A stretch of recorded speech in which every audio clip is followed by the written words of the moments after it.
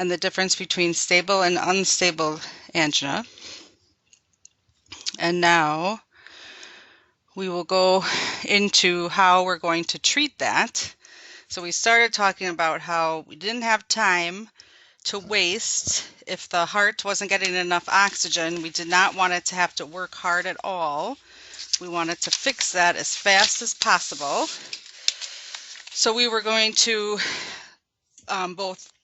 all three things we could do potentially with metoprolol. We could decrease the heart rate, we could lower the blood pressure, and reduce contractility. So metoprolol is an excellent treatment for the time when people are dealing with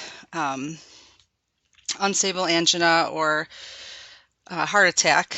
And then, so that way we decrease contractility, decrease afterload. And then if we want to decrease preload, we don't have time to worry about, we don't have time to fix, use Lasix and get rid of urine that way, get rid of the fluid that way. Instead, we're going to hide the fluid in the veins. And that's what nitroglycerin does. Nitroglycerin dilates the veins themselves. So lots of times people talk about nitroglycerin. They are correct when they say it does dilate coronary arteries. So that does help. If you dilate the coronary arteries, it can help oxygenate the muscle cells of the heart. But its biggest action is to dilate the veins. So here's my heart. And it's beautiful. Here's the right side of the heart. And the left side of the heart. And the right side of the heart, it's the deoxygenated blood from the body that enters and goes into the right atrium and right ventricle. And then that goes out into the lungs. And then when it's reoxygenated, goes into the left side of the heart and then out to the body. Okay, so if I dilate the veins really wide, then less blood will go into the heart. You will decrease preload by dilating veins very fast, because some of that blood will stay in the veins, just like, I hope maybe you remember this from physiology class, that when you start to exercise, you can increase cardiac output by increasing the amount of blood that comes from the veins. Like, that's how the veins work.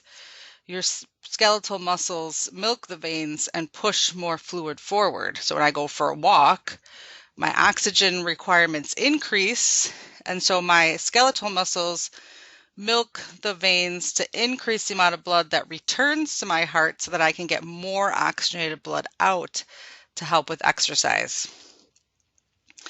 But if I dilate the veins, then there's more blood that stays stuck in the veins. And that's the whole basis for nitroglycerin's treatment. So we are talking about nitroglycerin, although nitroglycerin can come in other forms like isosorbide or amyl nitrates. Those are ways you can give nitroglycerin orally on a daily basis for people with chronic angina. Typically, you might think of nitroglycerin as something that a little pill that you might slip under the tongue or a spray under the tongue that can be given to quickly dissolve into the bloodstream and decrease venous return to the heart by dilating the veins. There is some dilation of arteries and coronary arteries, but the biggest reason nitroglycerin works is because it dilates the veins. So you can use it sublingual for treatment. You can put a patch on or take a pill for prevention, or you can give nitroglycerin IV for someone who has severe unstable angina that you're waiting to get to the cath lab.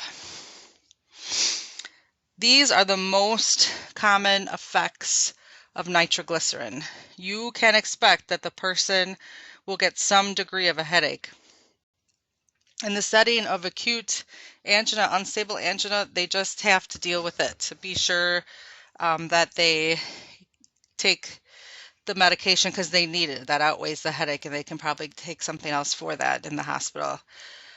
It will cause hypotension because we're decreasing cardiac output and because of the slight dilation of the arteries.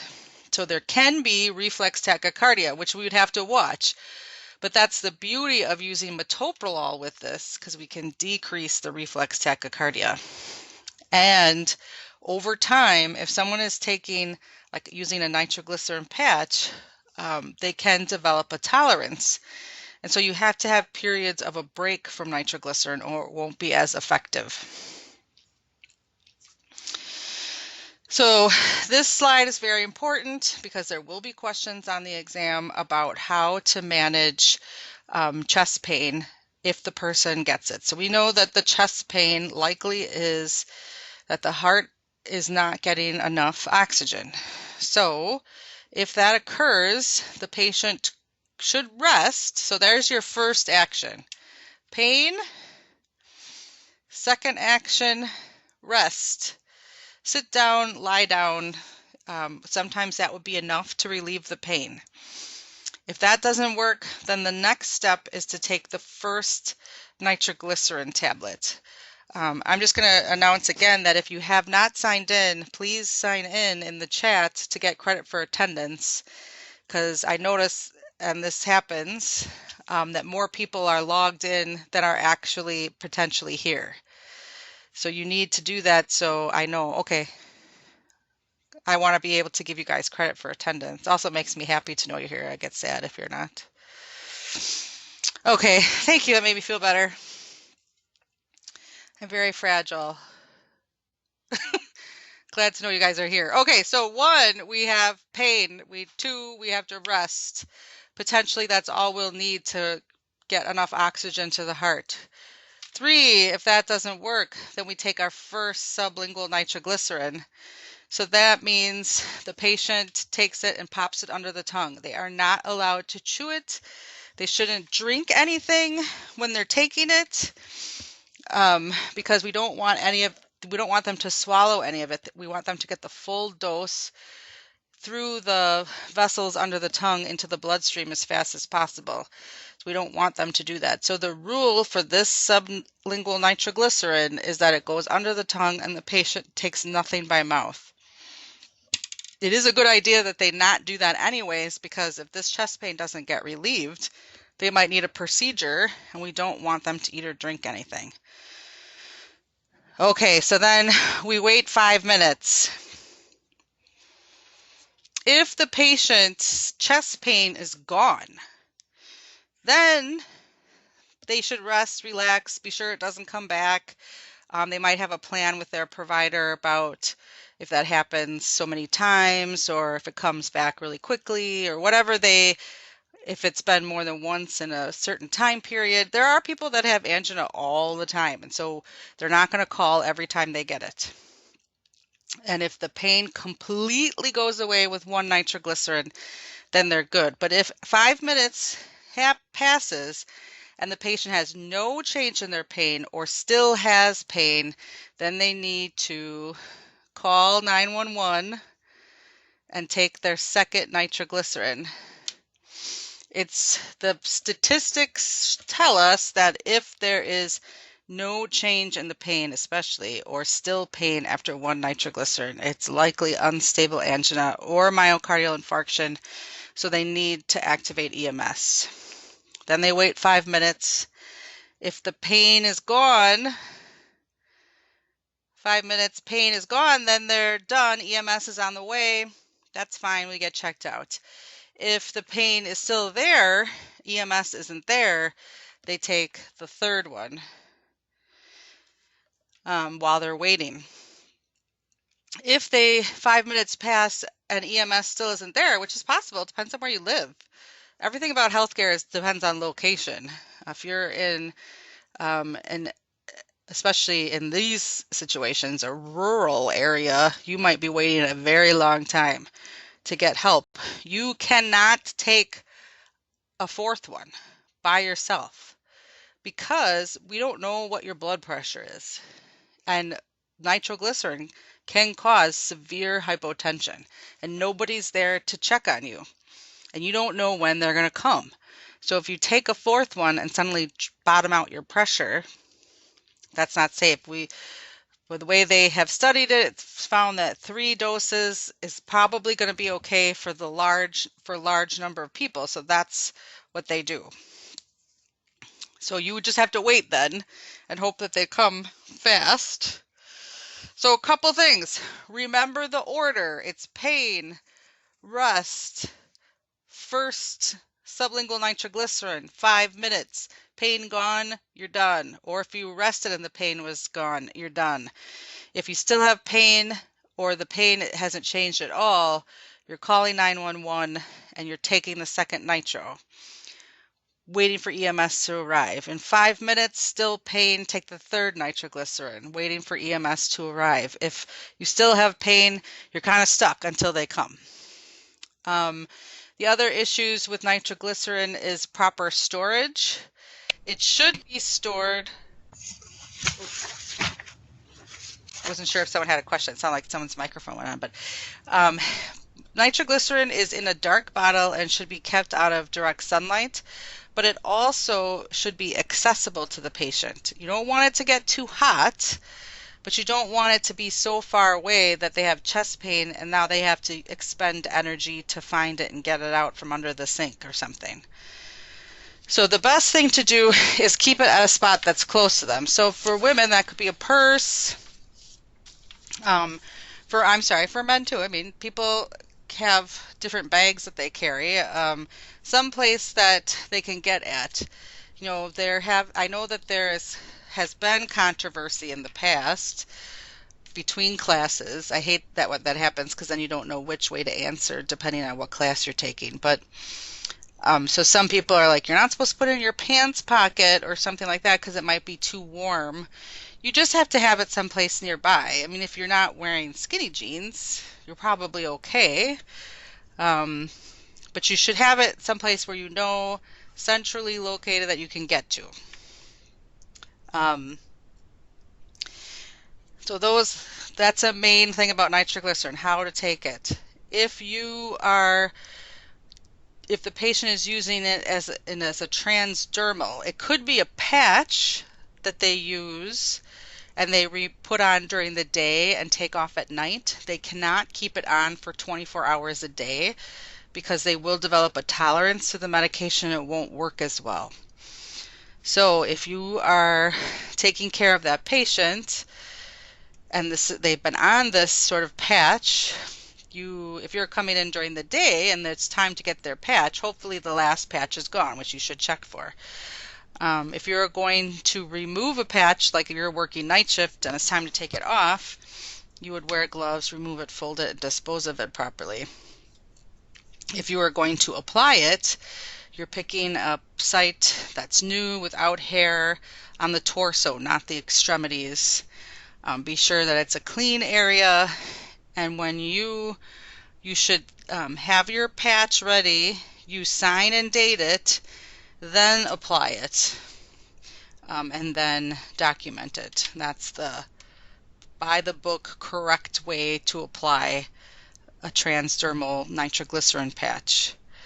The other issue is, say the patient is in the emergency department. So EMS came, they took the patient to the nearest emergency department. We're waiting to prepare the area where they could have cardiac intervention, which is sometimes referred to as PCI, percutaneous cardiac intervention. So they can look in and see if they could put a stent in or do something. They may be on nitroglycerin IV. This comes in a glass, sometimes covered bottle. So you need special tubing. One, the tubing should be vented. So you know how you have that little spike and then you have the drip chamber, and then it should go down to the tubing. Vented tubing has like a little air port on the side because, you know, when you're giving a regular bag of fluid, the bag collapses as it empties.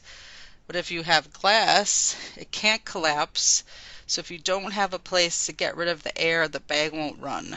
So you need vented tubing, but you also need special non-plastic tubing. It has to be coated with nitroglycerin. Otherwise, it'll absorb the nitroglycerin and the patient won't get as much medication. So that's always a test question. Vented IV tubing that is coated with nitroglycerin. Continuous telemetry, because we have to worry about their heart rate going up, and vital signs every 5 to 15 minutes, because we have to worry about their blood pressure going down. Okay, so we talked about ways you can decrease afterload, and we should focus by using metoprolol, which is not a calcium channel blocker, it's a beta blocker. You can use a calcium channel blocker, but you have to be careful which one you pick. So I don't know how well you remember our lecture from last class, but nifedipine is not a good choice. No nifedipine, because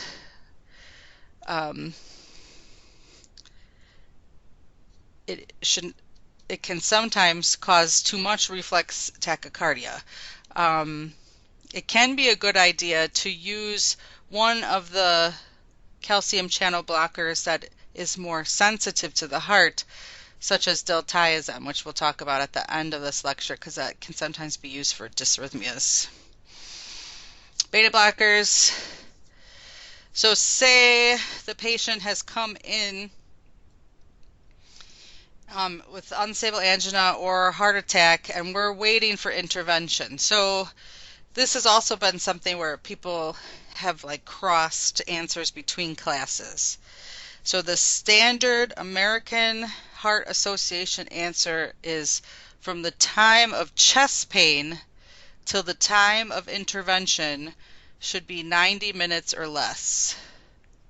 So you first felt the chest pain, you activated EMS, they had to come pick you up, we had to get you to the hospital, they had to assess you at the hospital and get the team in, should be less than 90 minutes. Most ERs are judged door to PCI. By the time you get there at the ER to getting your intervention should be 30 minutes or less.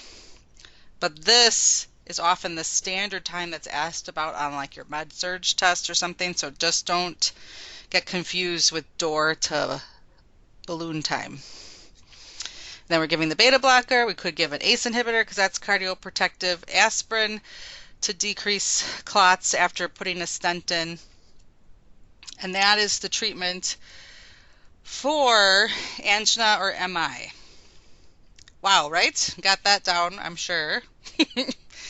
Any questions?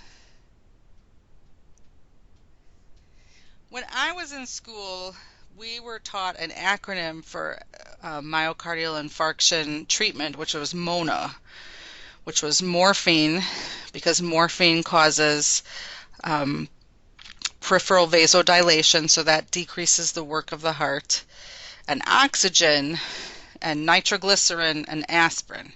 And the aspirin you would take, and you wouldn't just swallow it, you would actually bite it. You would take 4 baby aspirins or a full adult aspirin, and you would chew and swallow it to release it faster. But some of that treatment, okay, sure, it is, here, I'll write it down so it'll be on our recording too. MONA, which is morphine, because that decreases blood pressure. That's what we know, that's one of the side effects of morphine, but we can actually use that to our benefit because it'll quickly help us decrease afterload. Oxygen, nitroglycerin, because we know that quickly gets rid of preload, and aspirin, and that's a full adult strength aspirin, not the 81 milligrams. So you would either take 81 times 4, which is 324, close enough, or a full adult aspirin, and you bite them, you chew them and eat them in order for them to get released right away. Over time, this has changed slightly. This is the part that's changed slightly. We were told always to put oxygen on everybody, even if they were not hypoxic, because right, oxygen, we want oxygen to get to the cells. However, if someone is not hypoxic, giving them oxygen can actually increase injury which is kind of weird, but they have done a study between like just using forced air, placebo, versus oxygen for people with a normal oxygen level. And if they are giving oxygen with a normal oxygen level, they will have a greater area of cell death because it can cause a reactive oxygen species injury. So, but this is, I mean, you certainly would give oxygen if they were hypoxic. You just wouldn't put it on if they didn't have hypoxia. But definitely the morphine, nitroglycerin, and aspirin is still part of standard. Just got to the door of the ER. What am I supposed to do? So we have gotten through angina and MI, and there is a practice quiz that I want you to do. It'll give you 15 minutes, so it's let's say like 125-ish. So come back at 140, looking at a little bit of the difference between management of a myocardial infarction and management of congestive heart failure. And we'll go over that because that's very, very important. There are slight differences that I don't want you to mess up with on the exam. So let me get to content here. Oh, while we were on break, I opened up all the ATIs so you can put your ATI, upload your ATIs at any time you want to. So where are you? Practice, MI versus CHF. Did I open you right? Yeah, do the practice quiz, MI versus CHF, and come back at 140, and we will go over that together.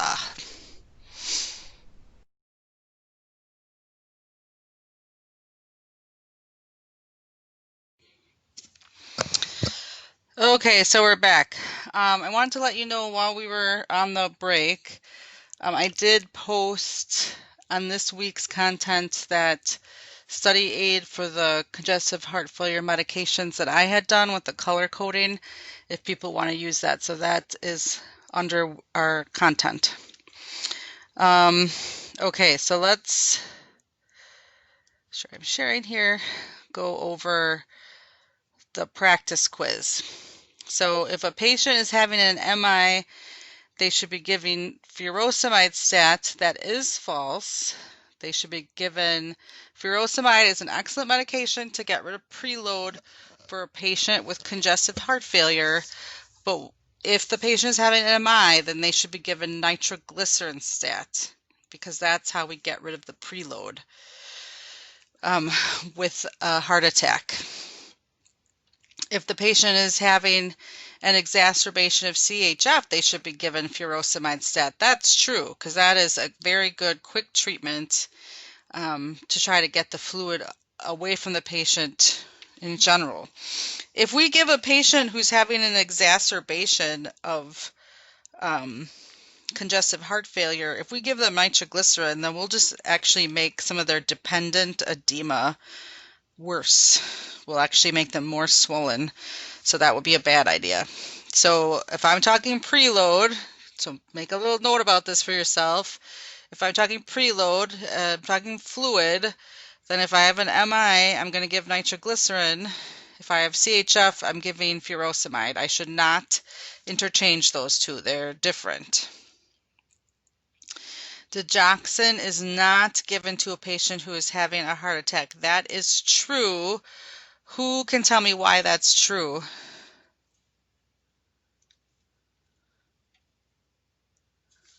Wouldn't their heart pump stronger?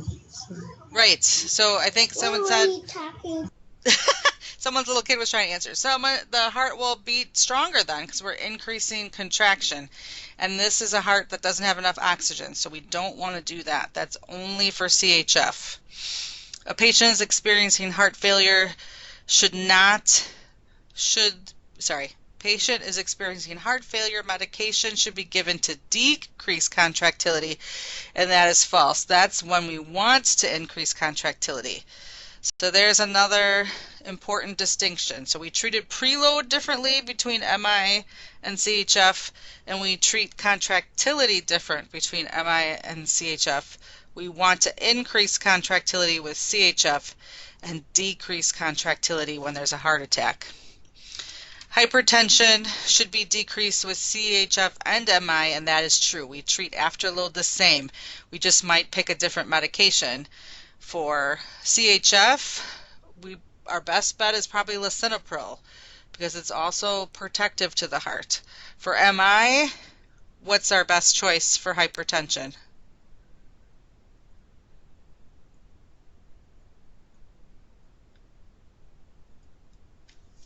Guys.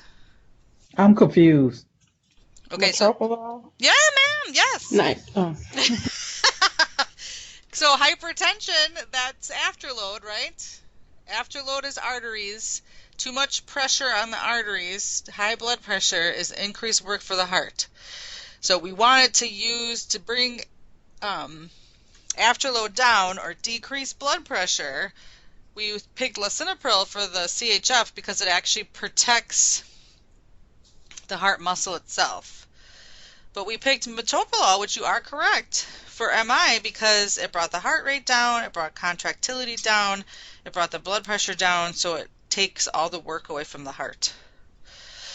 So when you're studying MI and CHF, be sure you make the distinction between those different ways of managing it. So I'll leave that quiz open. You can definitely, yes, I agree. You said you didn't understand. Can you just list it? Because I must have been looking at something else because I thought I got them all right, but this what you got up here is different than what was up there before. Oh, really? So is it false? Is it false, true, true, true, false?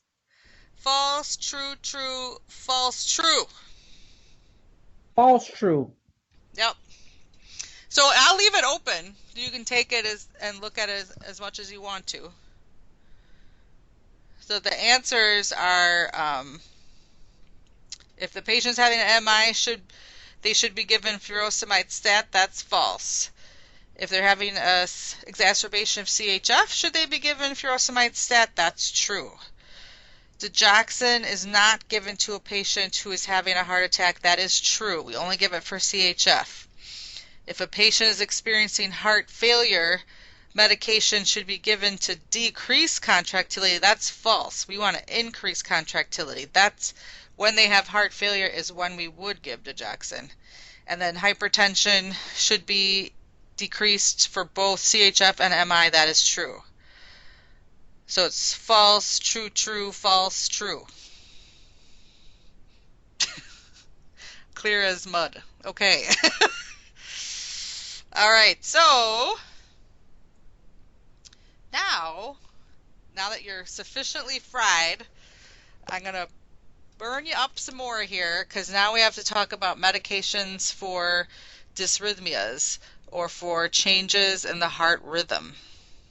So have you guys had material on the heart rhythm?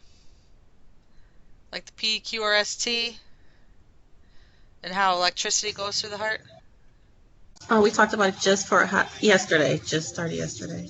Oh! Not the electricity part, sorry. That's okay. But you talked about the EKG? Yes. Okay, so you did. Good, okay. So hopefully this will help to go over it since you're going over it with another class. So, and that's basically what the EKG is telling you. It's showing you how electricity moves through the heart because in order for the muscle to contract, electricity has to stimulate it. So you can't get anything without the action potential. If there's no electricity, you get nothing. The heart isn't going to do a thing. So this is the way it moves through PQRST. So what you're actually seeing is how the electricity moves through the top and the bottom of the heart. So the P wave is electricity moving through the atria. You know, I got to draw. Okay, so the P wave is, here's my beautiful heart for you. Here is the SA node, which is the driver. It's the pacemaker of the heart. And when it kicks off the first action potential, it sends electricity all the way through the atria. And that is what you're seeing here. Electricity go through the atria. Which is atrial depolarization. Once electricity goes all the way through, there's a little break right here. That's when the atria actually contract at the end of diastole, so we can fill up the ventricle as best as we can. We couldn't get that unless electricity went through. And we allow that little break before the next amount of action because we want the atria to be able to do that. We want them to contract. Then we get to the middle of the heart, and that's where the AV node is, which is the atrioventricular node, and that's going to carry the electricity the rest of the way down through the larger part of the heart, the ventricle. And the ventricle muscle is thicker. This area has a lot more muscle fibers, more cells, and so the electrical part of the ventricles is much more complex.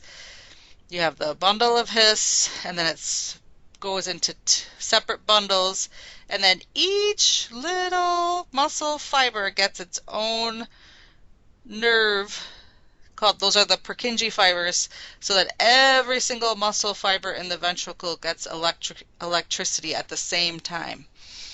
So when you're looking at the QRS, you're looking at depolarization of the ventricle. All electricity spreads through the muscles of the ventricle so that we can have ventricular contraction, which occurs right here. Because we want that blood to get pushed out into the bloodstream so we can have oxygen. What you're seeing here, the T wave, is when the ventricles repolarize. We don't see repolarization of the atria or it returning to its resting state because it's hidden in the QRS. So we're watching, when we're looking at an EKG, we're watching the atria get its electricity and then the ventricle get its electricity, and then they both relax so that we can get accepted again, so we can have each heartbeat. So hopefully that sounds a little familiar from what you talked about before. In order to generate the action potential, have you guys talked about the action potential? I know everyone loves to talk about it.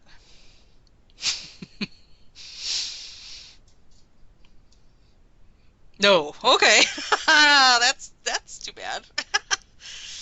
You can't get any of the electricity without changing how those ions move into and out of the cell. So you can't, I'll draw it. Oh, you guys can be so sad. This is such a sad thing to do at the end of the day. Okay, so here's our cell. Could be any old cell. There's more potassium inside than there is outside, and there's more sodium outside than there is inside. Does that sound familiar? Maybe? Hopefully? Kind of? Okay, good, we're getting somewhere. Okay, so it's partly, yep. So here we are. This is the way our cell is balanced. The cell is normally negative. Oops. If I were to measure the electricity across the cell membrane is negative. So if I want to generate electricity, I have to make the cell positive. So I can't actually get any of this wave activity at all unless I make the cell get rapidly positive, which is depolarization, and then negative again, which is repolarization. So I have to allow sodium into the cell very fast, which will make the cell very positive, which is my electricity. And then I have to say, okay, go back to the way you were, repolarize, and I can do that by kicking potassium out in order to get back to where we were. And then we have pumps that reestablish the balance completely. So sodium going inside is depolarization, and potassium getting kicked out starts repolarization. So you need, that's how you get this whole wave. Does that sound familiar? Hopefully, maybe, slightly. All right, we got it yet. Okay, good. All right, we're in business. Okay, so this is what this picture is showing you. It's showing you the parts of the action potential because that's really what that means, is depolarization and repolarization of heart cells. And that's based on the movement, particularly of sodium and potassium, but also calcium. But the main ones that we're going to talk about are sodium and potassium. If we let sodium in, we allow depolarization to occur. We allow electricity to come. And if we kick potassium out, here's sodium in, if we kick potassium out, we're bringing the cell back to resting potential, or we're repolarizing. So why did I make you go through this? Because that's our medication target. If I stop sodium from coming in, then I can't have the action potential. So then the heart doesn't send all that electricity down, which is kind of what I want sometimes if the heart is being too crazy. There's too much activity. We got to slow it down. So I can block these sodium channels so you can't do that. Or I can block these potassium channels because if I don't allow the cell to repolarize as fast, it can't accept more electricity, so it has to wait. So here's like I'm the crossing guard right here. I'm like, slow down. You got to wait for the other traffic. I don't know why I'm writing crossing guard, but it makes me feel good, so I'm going to do it. So that's our two medication targets, because the main treatment, or why we're going to give these medications, is because somebody's heart is going too fast. So here's examples of abnormal heart rhythms. Atrial fibrillation means that the atria, the electricity in the atria, is being weird. We wanted the atria to only respond to the boss. The SA node is supposed to be in charge. It's not supposed to be other areas. But sometimes somebody else decides they want to be in charge. So that's what happens in atrial flutter or atrial fibrillation. There's little cells that want to take over. So they also send charge down to the ventricles. So instead of getting one person's in charge and that's our thing, we get, because there's all kinds of people trying to be in charge. Why is that bad? Well, that means that the atria are going to quiver around instead of having a nice contraction. So it could affect our cardiac output because it's going to affect how well the ventricles fill. And because the atria is sloshing around, you can get a blood clot, and that's the reason why people can get strokes. So we want the atria to knock it off, calm down.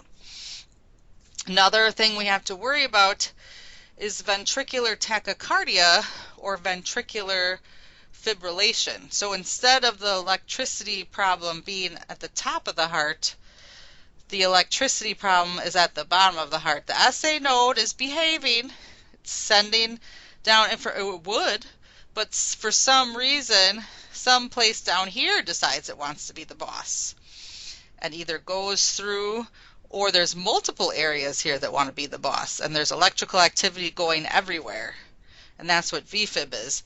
What that means is the entire heart is quivering instead of having a nice, let's fill up and then let's contract and get a nice pulse and oxygen to the body. We just have this quivering heart. Well, that's not effective. We're going to die. We're dead, essentially. So if people have had these issues, if they have atrial fibrillation, if they've had episodes of ventricular tachycardia or ventricular fibrillation, our goal is to tell the heart to knock it off, calm down. And that's the medication we're going to give. We're going to either stop it from getting too excited or not allow it to get more electricity with medications that change sodium going inside the cell or potassium leaving the cell. And these are only for dysrhythmias that are too fast. There's other medications you can give for people whose heart rate is too slow. We're only talking about people's heart rates that are too fast because these rhythms are very dangerous and can lead to death. So that is the EKG in a nutshell. the main thing for you to know in terms of pharmacology is that we are treating rhythms that are too fast and are dangerous. So atrial fibrillation means the person could have a low blood pressure or a clot. Ventricular tachycardia and ventricular fibrillation, that's cardiac arrest. The person will lose their pulse and is dead essentially. So we need to prevent that from happening if people are having that problem. And people can develop dysrhythmias as a result of heart failure or an MI because it can damage parts of the electrical system.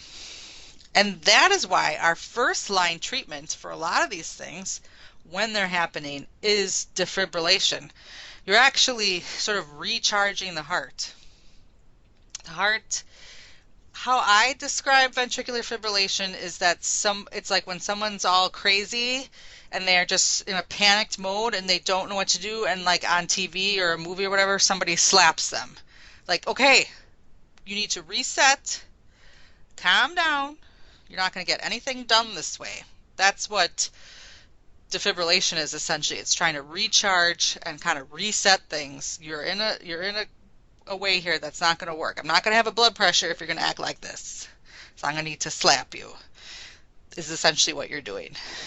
So if this happens more than once, or the person has shown that they've had a cardiac arrest, they were coded, then they're going to need to be on medication. And the main ones that we are going to talk about are changing the sodium, Procainamide and Lidocaine, and changing potassium, Amiodarone. Those are the ones that we're going to focus on for the exam, because we want to tell the heart to take it down a notch, slow down, knock it off. We need a blood pressure. Everyone with me still? Any questions about what we just talked about? Because usually this is when people start to derail because it's a lot of information, and then they end up getting questions barely there, but here. Okay, well, I can't ask for I can't only ask for so much, but as long as you're hanging on, that's better than nothing. Okay, well, we keep going. So when I've seen these medications started is because people have demonstrated that they do these rhythms. Either they've had episodes of atrial fibrillation, or they have had a cardiac arrest in the past, or were near cardiac arrest. And so they can start these medications for that reason. Don't derail, Lillian. Stay on the track. Or they've had a cardiac arrest. We actually had to code them. And now they're going to have to stay on these medications for the rest of their life because they've shown that they cannot be trusted. We have to keep these medicines going. So when you're all graduated as nurses, because you are going to graduate, you have to tell yourself that, you could have the opportunity to work in the ICU or the emergency department, and you could have advanced cardiac life support training, or ACLS, which means you could be part of that code procedure where some of these medications are started. So if you had a patient that went into ventricular tachycardia or ventricular fibrillation, you could then, what they usually do first is you shock the patient, and then you wait, and then you give them medication, and then you shock them, and you give them medication, and you shock them, and you keep doing that until they get a rhythm back. And that's not something that lasts for 5 minutes like it does on medical shows like Grey's Anatomy or whatever. You can code people for hours, and that's usually what people do. Not like it happens for 5 minutes and then they're like, call it. They're usually very long. Okay, so the first medications, yeah, I was a code adjacent. It wasn't my patient, but it was a code on an 18-year-old kid that went on for like 5 hours. I mean, people do not give up on people like that. Yep, I've seen that. I would say the average is about an hour to 2 hours for sure. I've been in codes that were really fast because they were people that the code status probably should have been changed on already, like they were really, really elderly, but most of the time they last a while. So the first group of medications that came out to try to get rid of this ventricular tachycardia, ventricular fibrillation, were the ones that block the influx, or they block sodium going into the cell. So they try to stop the action potential. And those medications are Procainamide and Lidocaine. So Procainamide was the first one. And then you would use it, you would give it IV during a cold situation, but the person could be on it then by mouth daily without food. So you have to know that for every single medication for dysrhythmias, the main side adverse effect is dysrhythmias, which is kind of sad, right? I mean, I took this medication so I didn't have dysrhythmias. Well, I'll stop you from having ventricular fibrillation and ventricular tachycardia. I'm just going to give you a different dysrhythmia. It's possible. So put lots of stars. Anyone who is on a medication for a rhythm issue will definitely need their blood pressure and heart rate checked prior to giving the medication, because they could have a dysrhythmia, and the problem is that any change in the heart rhythm could change the blood pressure. So that's what we would worry about. We worry the most about hypotension and dysrhythmias. There's some extra issues with Procainamide, which is why they don't use it as much, and that is this thing in particular. It's possible to develop blood clots from using Procainamide over the long term, and it's also possible to have autoimmune dysfunction. SLE is lupus, and bone marrow suppression. So that means the low white blood cell count, low red blood cell count, low platelets. So Procainamide was a nice drug, but we don't use it as much as we used to anymore. Now I've only seen Procainamide used in cold situations where the normal or usual things aren't working, and they just try anything. What you will see used most often, and what will definitely be on our exam, is Lidocaine. This was the drug of choice during a cardiac arrest. It isn't anymore. The next drug we're going to talk about is the drug of choice. But this definitely was one. It can only be mixed in D5W, no normal saline. And its biggest issue is nerve related. So the patient gets through their cardiac arrest. They were given lidocaine boluses during their cardiac arrest. Now they're on a continuous lidocaine infusion, and then they're going to be put on some kind of medication to go home on. If your patient on this medication develops any numbness or tingling, any tremors, that is a sign of potential CNS or central nervous system effects. And what the biggest issue is seizures, which is why lidocaine is not used as much as it used to be. So that's always a question on the exam. Patients on lidocaine, and you went to check on them, and they were talking about numbness in their fingers, and your response is not, that's a side effect. Your response is, I'm going to call the provider because we probably have to get you off of this medicine. The other issue is something called malignant hyperthermia. Malignant hyperthermia means your temperature goes up because your muscles are contracted. And it's not like a little fever. Your temperature could be 104 or 105. The biggest issue, though, is the CNS stuff. So you can use beta blockers to decrease heart rate. You can use a particular kind of calcium channel blocker to decrease heart rate.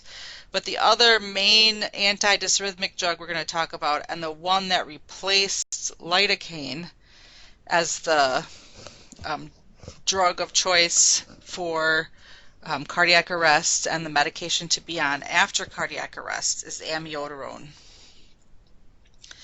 And this medication works because it, remember, it stops the potassium from leaving the cell. So if we don't get back down to resting potential, or we don't repolarize, then we can't accept a new stimulus, and we can slow the heart down.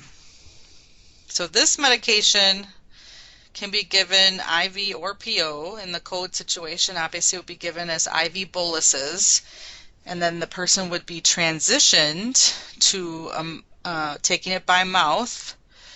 You should take it with food or milk, no grapefruit juice, just like atorvastatin and nifedipine that we talked about. We're trying to slow conduction down, especially at the ventricle. So just like with the other medications, we always have to check blood pressure and heart rate prior to giving, because the biggest issue with any antidysrhythmic is that we're going to cause a different kind of dysrhythmia, which will change the heart rate, it'll make it lower and irregular, and any dysrhythmia could lead to a low blood pressure. Why doesn't it stop all the action potentials and all the heartbeats? That's a good question. So it's supposed to be selective to the heart, first of all, because all of our muscles work by action potentials. All of our muscles work by electricity. So our skeletal muscles, the smooth muscles on our bowel and vessels and other places. So we want it to be selective just to the heart, and we want it to be selective just to the AV node, which is the piece of the electrical system that gets information from the atria. So it's not going to slow down all action potentials. It doesn't stop all action potentials. It really just slows the action potential down. So you still end up getting them.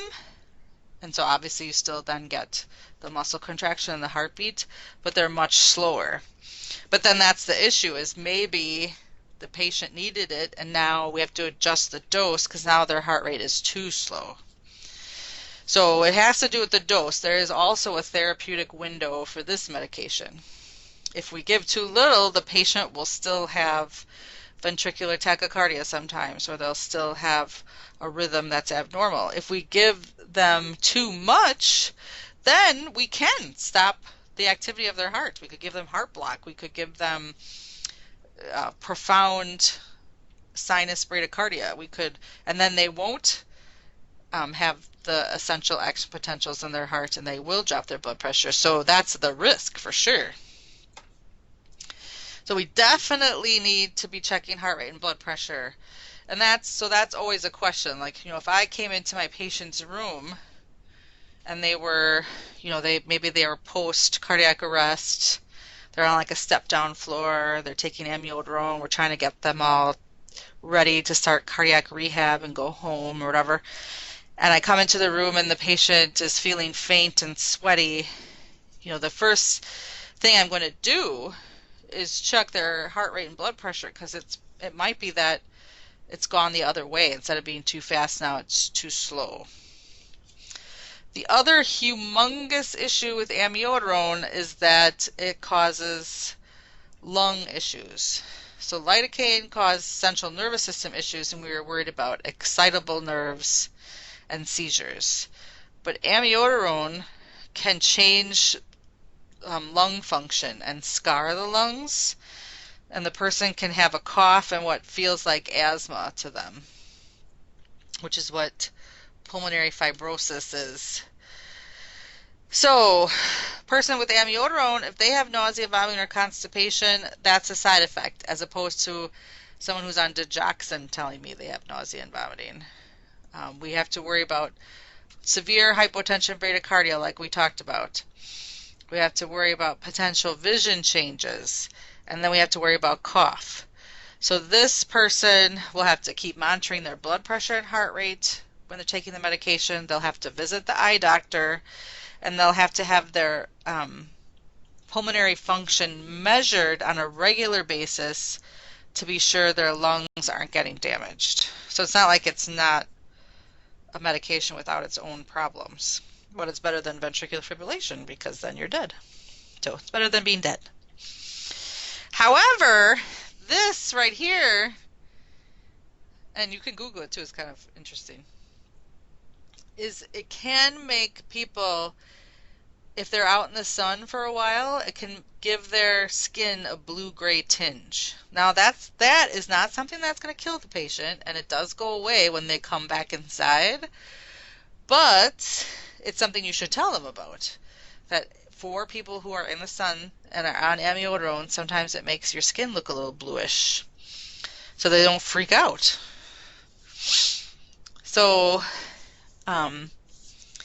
there is the antidysrhythmic information. So now for the next time period till 2:30, you can kind of relax your brain a second.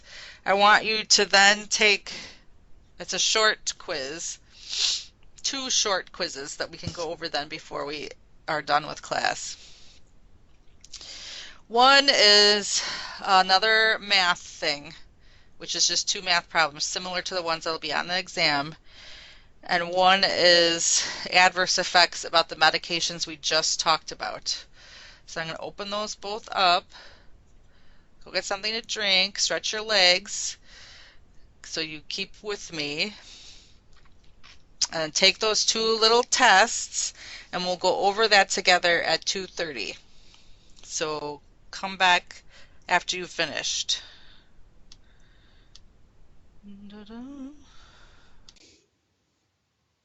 Okay, so we are almost done. We're just going to go over those results and see if anyone has any last minute questions then.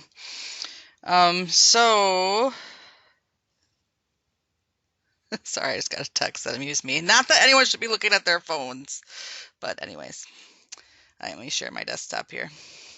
Okay, so this was a matching one again.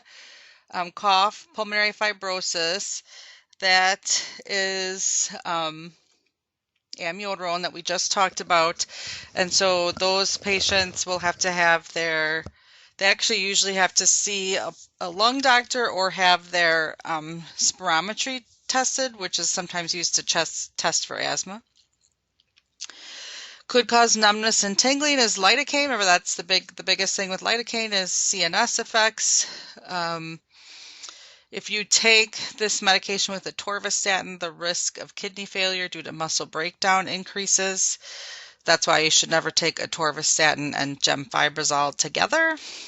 They both have that risk, but together that risk is very high. Could cause muscle pain, joint pain, or cataracts is atorvastatin. Remember that amiodarone can also cause some deposits in the cornea or cataracts, but not the muscle joint pain. That's atorvastatin. And diltiazem is in the same class as nifedipine. It's also a calcium channel blocker, but works specifically on the heart. So we'll do these last 2 math problems, and I picked these math problems because they're similar to what you'll find on the exam, and I noticed that people sometimes still get these wrong. And this lidocaine one is a little bit different because usually I've been telling you to look mostly at the volume, but it depends on what the question is asking. So here we are. A patient is to start lidocaine 2 milligrams an hour. So they're going to get it continuously.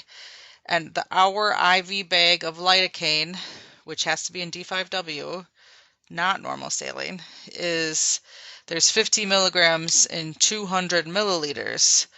So we need to find out milliliters an hour. So here we are. We have to give the patient 2 milligrams of lidocaine over in an hour.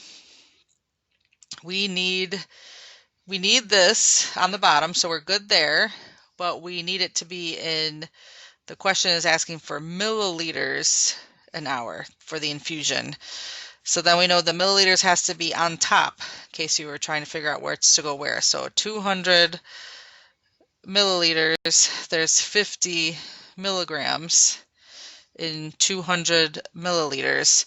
So it's 2 times 200, which is 400 divided by 50, which is 8. So we would run that infusion at 8 milliliters an hour. Here's our loading dose question. The patient is going to get a loading dose of 400 milligrams of amiodarone. For this one, the amount of amiodarone doesn't matter because it's diluted into this volume. So it's 240 milliliters. It's not, you don't add the milligrams to the 200 milliliters. It's just the milliliters. That was just powder that was diluted in there and should be infused over 6 hours. So we're giving 200 milliliters over 6 hours. If we want to know how much is going in 1 hour, all we have to do is divide. We have to round it to the nearest whole number because the answer you get is 33.3333. So the answer is 33 milliliters an hour. So those are the kinds of math questions that might be on there. There will be on this exam, just like the past exam, there'll probably be several fill in the blank. There'll be math questions. There'll be one short answer question. By far, the most questions will be multiple choice. Some of the multiple choice are select all, which I know are your favorites. Again, I cannot stress enough how much you should start studying early, trying to test yourself, not just reading over your notes and saying, oh, yeah, I get that, I get that. Don't kill anybody, even yourself. Your faves, I know everyone loves Select All. So be sure that you're testing yourself, because sometimes I've had lots of students in the beginning of the semester say, oh my God, I make note cards, but then when I take the note card from them and ask them what's on the note card, they cannot tell me. So it's not just reading the note card to be sure you understand it, it's memorizing the note card and saying all the information without looking. Sharita is typing something, so I want to be sure that I respond. Oh, no. Can all our farm exams be math? No, for some people that's like the easiest part is the math. Some people struggle with that more than others. Math only. Nope, no math only. But at least you know you'll have some. I know some people really get that math really easy and some people struggle with it. So if you have any questions in the meantime, let me know. Don't forget, the ATI for cardiovascular is due before you can start the next exam. Community Pharmacy Project Part 2 is also due, but you should definitely do it. I was sad because by the amount of people that didn't do the first part. And I'm very fragile and I was very sad to see people who didn't do it. But you cannot get the password for the exam unless you do the ATI with the score of 85% or greater. So you're going to miss time on your exam if you don't do the ATI, so please don't do that. That's that. Email me if you have any questions. Otherwise, I will talk to you next week.